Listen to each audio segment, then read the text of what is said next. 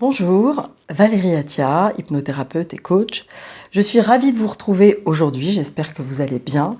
Et dans cette vidéo, nous allons parler aujourd'hui de l'anxiété. Surtout que la période est plutôt anxiogène et donc je pense que ça pourrait vous intéresser. Alors cette vidéo va aborder les choses en deux parties. Première partie sur qu'est-ce que l'anxiété et une deuxième partie sur les solutions par rapport à l'anxiété. Alors déjà, sur cette première partie, qu'est-ce que l'anxiété ? Eh bien, l'anxiété, c'est en fait la peur du futur. C'est l'appréhension d'une situation à venir, d'un problème à venir. Alors, vous pouvez peut-être ressentir ça, vous avez déjà peut-être ressenti ça, je ne sais pas, la peur de passer un examen, la peur de parler à l'oral, la peur d'animer une réunion, la peur d'un rendez-vous professionnel, peut-être d'un date. Hein. Et dans tous ces moments-là, on ressent de l'anxiété. Alors j'ai envie de dire, pour ces situations-là, c'est normal de ressentir une anxiété ponctuelle. Le problème va être quand on ressent de l'anxiété de façon permanente, ou en tout cas très fréquente, très récurrente. Là, on va parler de troubles anxieux. Les troubles anxieux, qu'est-ce que ça sous-entend ? Eh bien, il y a l'anxiété générale, il y a les phobies, les troubles compulsifs, les troubles obsessionnels compulsifs, et puis vous avez les crises de panique. Alors, certains de ces sujets feront l'objet d'autres vidéos, on en reparlera plus en détail, et notamment sur les phobies. Alors, si l'on ressent très fréquemment de l'anxiété, on va en fait avoir un sentiment d'inconfort. Vous avez peut-être, vous, ce sentiment d'inconfort assez régulièrement et c'est très désagréable. Alors comment ça se manifeste ? Souvent ça se manifeste dans le corps. Par exemple, un nœud dans la gorge, une boule à l'estomac, des ballonnements, des troubles digestifs ou des douleurs au ventre, que sais-je. Donc, ou même des tensions, par exemple, des crispations au niveau des épaules, des choses comme ça. Et ça sont des signes d'anxiété et d'anxiété peut-être permanente. Alors, c'est vrai que la période actuelle est quand même très anxiogène, il faut l'avouer. Et peut-être que vous-même, vous ressentez de la peur par rapport à cette maladie, la peur de la mort, peut-être la peur de la contagion, peut-être la peur de l'isolement, des confinements à répétition, je ne sais pas, ou peut-être de la dépression. Et c'est vrai qu'une anxiété permanente qui dure et qui devient de plus en plus pénible à vivre peut générer une forme de dépression. Alors voilà, on a expliqué ce qu'est l'anxiété, maintenant on va voir les solutions. Aujourd'hui, je vais vous proposer deux solutions. La première, c'est de revenir à l'instant présent. Et je vais vous expliquer en détail comment faire. La deuxième solution, c'est de travailler votre lâcher-prise. Bien. Alors, revenir à l'instant présent, vous allez peut-être me dire, c'est bien gentil, mais comment on fait ? Alors, comment faire pour revenir à l'instant présent ? Pourquoi je vous dis ça ? Parce que, comme vous l'avez compris, l'anxiété, c'est la peur du futur. Donc les personnes anxieuses, en fait, elles ne savent pas vivre dans l'instant présent. Très souvent, elles sont dans l'anticipation du futur. Et parfois dans la rumination aussi du passé. Donc ce qui fait que l'instant présent, elles ne le vivent pas. Alors pour revenir à l'instant présent, plusieurs options. Première option, c'est de pratiquer les exercices de cohérence cardiaque, c'est-à-dire des exercices de respiration lente, profonde et abdominale. Deuxième solution, c'est la méditation de pleine conscience, très à la mode en ce moment, et c'est vrai que cela peut aider pour revenir à l'instant présent, puisque au cours de cette méditation, on vous fait revenir justement à l'instant présent, et notamment sur vos sensations corporelles. Je ferai à l'occasion d'autres vidéos, des vidéos sur justement les méditations guidées, et puis aussi une vidéo très prochainement sur une hypno-relaxation qui peut vous aider dans cette période d'anxiété. Troisième solution, toujours pour revenir à l'instant présent, c'est de faire des petits exercices de 5-10 minutes. Et je vais vous expliquer comment faire. Vous avez deux options par rapport à ça. Soit, pendant ces 5-10 minutes, vous dites ce que vous êtes en train de faire. Exemple, vous dites « je vais dans la salle de bain, j'ouvre le robinet, je fais couler l'eau, je mets mes mains sous l'eau, je les savonne, je les rince, je referme le robinet, je m'essuie les mains, je vais dans la cuisine, je me sers un verre d'eau, je mange un biscuit, je vais m'asseoir dans le fauteuil, etc., etc. Alors vous allez dire, c'est très bizarre de faire ça. Mais effectivement, ça peut paraître bizarre, mais de le faire, vous pouvez le faire soit oralement, si vous êtes tout seul, parce que peut-être que d'autres personnes vont trouver que vous êtes un peu bizarre, ou bien vous le dire dans votre tête.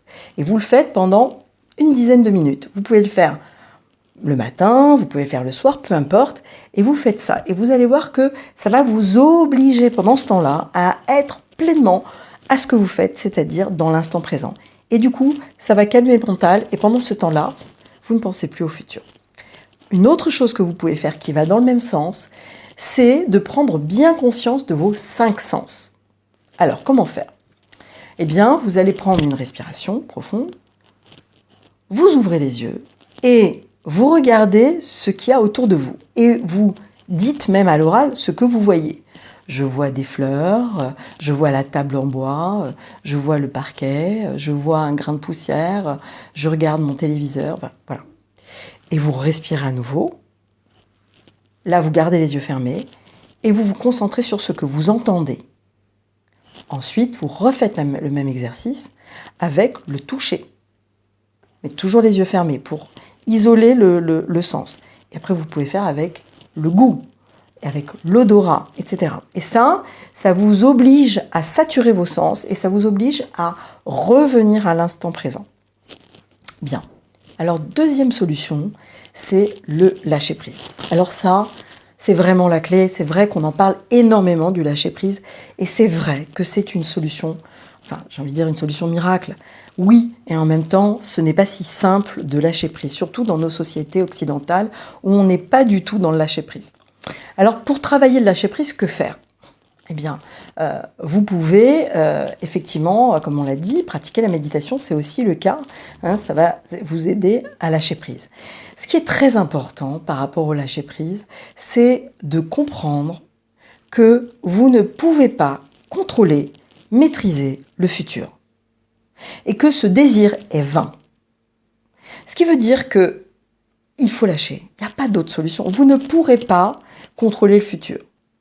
Alors, j'ai envie de dire un peu comme le proverbe, c'est fais ce que doit et advienne que pourra. Ça veut dire quoi? Ça veut dire que ce que vous pouvez vous dire, hein, une phrase qui peut vous aider, quelque chose dans ce goût-là, à vous de trouver vos mots, mais c'est un peu je fais de mon mieux et j'ai confiance en ce qui adviendra. Et peut-être que simplement en disant cette phrase, je fais de mon mieux et j'ai confiance en ce qui adviendra, il y a quelque chose qui s'apaise, il y a quelque chose qui lâche. Ça veut dire que, ok, de toute façon, je peux anticiper tous les scénarios, c'est pas forcément ce qui va se passer. Donc ça sert à rien. Et vous l'avez peut-être déjà testé, j'en suis sûre. Et vous avez constaté que ça servait à rien, parce que c'est usant, c'est fatigant de faire ça. Et l'anxiété est usante et fatigante. Donc, le lâcher-prise, c'est déjà, première chose, avoir en tête que vous ne pouvez pas contrôler le futur et de lâcher par rapport à ça, et de vous dire, je fais de mon mieux et j'ai confiance en ce qui adviendra. Autre chose, bien sûr, en dehors des techniques de méditation, etc., eh bien, c'est l'hypnose. L'hypnose, c'est un outil incroyable pour travailler le lâcher-prise. Pourquoi? Parce que déjà, pendant la séance d'hypnose, vous faites un exercice de lâcher prise. Et moi, lorsque je reçois les personnes qui viennent me voir, je leur dis l'intérêt de l'hypnose, il est double. D'abord, 1, vous travaillez votre lâcher prise, et 2, on va travailler la thématique que vous amenez. Donc, l'hypnose, c'est vraiment un outil miraculeux pour travailler le lâcher prise. Comment? Par exemple, pour les personnes que j'accompagne, je vais travailler sur lâcher le contrôle. Je vais travailler sur lâcher la perfection. Je vais travailler sur la visualisation positive du futur. On le fait beaucoup, par exemple, pour préparer des gens à un examen, un concours, une épreuve sportive. On va leur faire visualiser la situation future, mais de façon très positive. Et ça va les mettre dans un état très positif. Et du coup, ça allège l'anxiété, voire ça la fait disparaître. Donc, travailler sur la visualisation du futur de façon positive, travailler sur cesser de tout vouloir contrôler, lâcher la perfection et aussi sur la confiance. Parce que l'anxiété, ça va avec la confiance. Très souvent, les personnes anxieuses sont des personnes qui finalement n'ont pas confiance en elles, ou n'ont pas confiance en l'avenir, ou n'ont pas confiance en l'autre. Donc travailler la confiance, à la fois en soi, en l'autre et en l'avenir, eh bien, ça améliore considérablement les choses et ça permet à l'anxiété de diminuer grandement. Voilà, cette vidéo est terminée. J'espère que je vous aurai apporté des solutions, que je vous aurai apporté des réponses, que cela aura pu vous éclairer. Pensez bien, pour ceux qui ne l'ont pas fait, à vous abonner. Si vous avez aussi des suggestions, des thématiques que vous aimeriez que j'aborde ou des questions, n'hésitez pas à les laisser en commentaire. Et puis aussi, si vous avez aimé, n'oubliez pas de liker et de partager. Je vous retrouve bientôt pour une prochaine vidéo et je vous souhaite une belle fin de journée.